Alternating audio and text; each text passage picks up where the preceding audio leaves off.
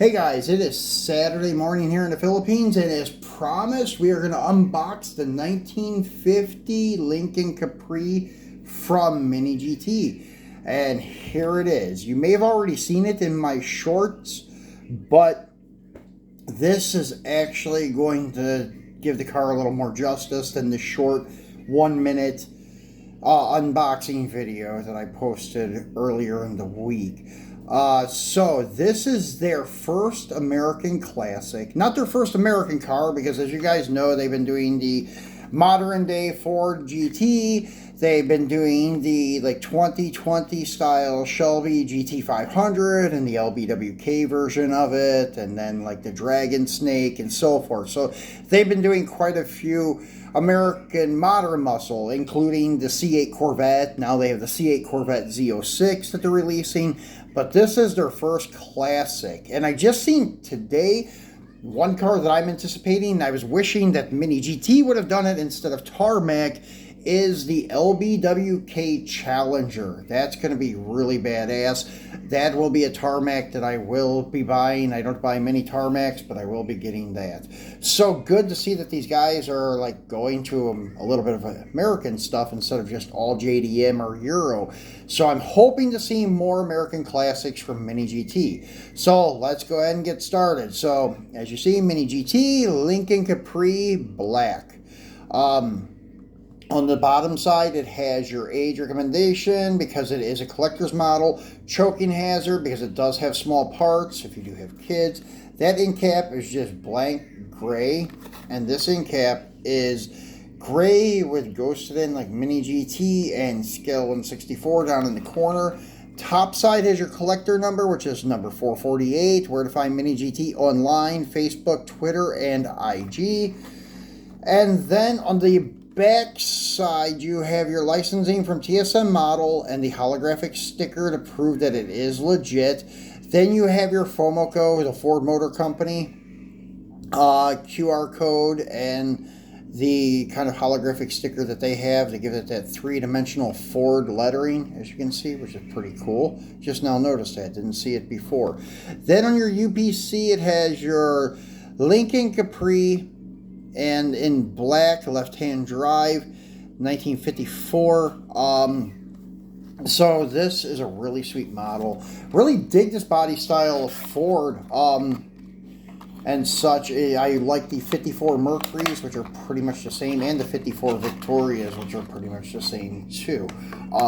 Just I think trim and maybe a couple small things are different. So it comes in this handy dandy little plastic tray as usual, and then we get him out here. So you can see it has a lot of details. All the chrome is there on the side around the windows. The vent window is there, and the hardtop chrome is there. You can see the door handles. It does have a side door mirror, and it is rubber. As you can see, it moves a little bit. So it is a little bit durable, so it won't just break right off. And it's really cool to see that on a classic car, because a lot of these high-end premium manufacturers that are based in the US avoid side mirrors. Mostly talking about M2, because they do a lot of 50s stuff, and also Greenlight and Auto World with their 50s and 60s stuff. They will not put side mirrors on it because they're afraid they will break. But MiniGT took the chance and did it, and they're like a rubberized plastic. Still yet, I would be very careful because it probably is not so durable. The hood ornament definitely is not durable. It is plastic, so be very careful with it. And then you have your fender trim on top of the fenders. That is painted on. Then you have your raised emblem on the hood. Very detailed grille with the bumperettes, the bullets, if you want to call it that, on that car. Very nicely detailed with all the chrome on this big 50s car. Acrylic headlight lenses with chrome bezels. Your Lincoln emblem on the fender. Let me zoom in a little bit more so you guys can appreciate the car itself. Then you have your fender trim there. Then you have your bezel for the antenna. Then you have your Capri emblems right above the rear quarter trim. You have your chrome rocker trim. All the chrome is there. Then you have your red tail lights, which I think this is red painted over chrome. I don't think these are acrylic. Then you have your deck lid emblem. Rear bumperettes on the big chrome rear bumper. Nicely detailed chassis with the full ladder frame showing there with the X member and cross members and such. And then you have your exhaust, which goes from black into chrome to give it a nice detail coming out the back. Then you have, I forgot to point out, the wide white wall tires, which are beautifully done with nice detailed hubcaps. And these are very well executed because a lot of the manufacturers that do these classics are like misprinting the white walls. They're usually out around, not so good. These are perfect, but these are wide whites. They cover almost the entire sidewall, but not all of it. You can see that little black bead around the edge, and they're pretty centered, is what we can see from the front. So, pretty cool car.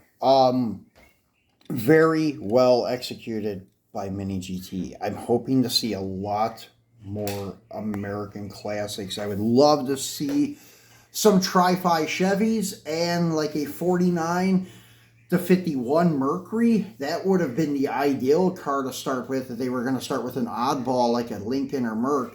The 49 to 51 Merc would have been the ideal candidate because that's like a very popular one for the customizers. And then you have your 49 to like 51 Ford, which is also popular. And these 53, 54 Fords, Mercuries, and Lincolns were pretty popular for customizers too. So very cool choice of car. Not your typical thing that everybody picks. Usually like a 55 to 57 Chevy or 59 Cadillac. Those are predominantly the first ones that somebody will launch. This is something totally out of the ordinary. So hats off to MiniGT for taking a risk with it. I do really love this casting. I will buy the other colors when they come up. I do have an extra one for sale. When I come back to the States, I'll have it. I have a sealed one, and it will be roughly around 20 bucks, give or take $1 or $2. So if you guys need one, let me know, and I will let you know when I get back to the States, which should be right around the end of March, 1st of April. Maybe a little sooner if things keep going smoothly the way they are. I may even be there by the middle of March, not sure. But anyways, if you need it, let me know, and I'll save it for you. But I only have one to spare, so if you want it, act quick. So guys, I appreciate you watching. I will be back on Monday with a Mopar, actually, and it's by Hot Wheels for something, doing a little bit of a change here instead of all MiniGT again. So anyways, we'll be back on Monday with that Mopar, so make sure you tune back in for that. Have a great weekend.